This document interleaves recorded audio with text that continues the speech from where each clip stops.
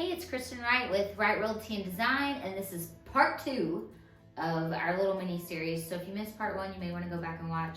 It was kind of some of the things that were hard at first when we both started working together. So that's kind of what we're talking about in these next few videos, is what it's like working with your spouse and navigating it, and hopefully navigating it well. So in the first part, again, we talked about challenges. This part, what are some things that you think practically that we put into place that kind of helped us initially over those first few years? Well, I know when I initially got here, you had already been very successful in this, and I felt the need to really come in and pull my weight, and in an industry that I didn't have nearly as much experience in, and pull my weight and almost to some extent match, duplicate what you were doing individually to be a contributing member on the team. And although I think that helped us initially, it was very challenging because I don't think it was best for us to just recreate you with another person.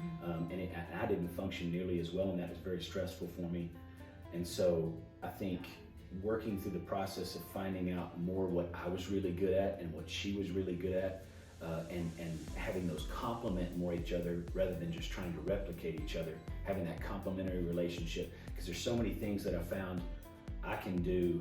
It takes me 3 hours, where if I had passed it off to her, asked her about it, it would take her 3 minutes, just because of the level of expertise, experience, and the skill set that she has.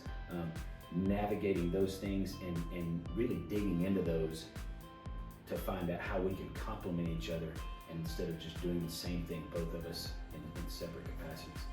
Yeah.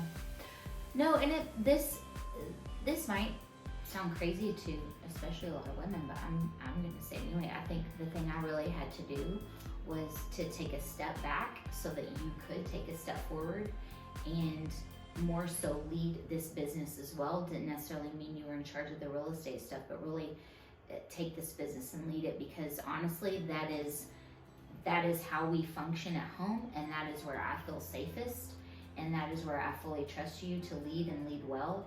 And so I just kind of had to put my pride down a little bit, and again, not try and be just this dominant presence here, but maybe take a little bit of a step back and to let you find your place. And so I think that's something that I had to work through. And again, that's not what society tells us to do as women, but it's how we do it, and it's how we do it well. And I think how we've done it for the last 6 years, and hopefully many more to come. Yeah, well, it's definitely been an ongoing process of continuing to learn, especially through different seasons of life with kids, and different seasons with your business.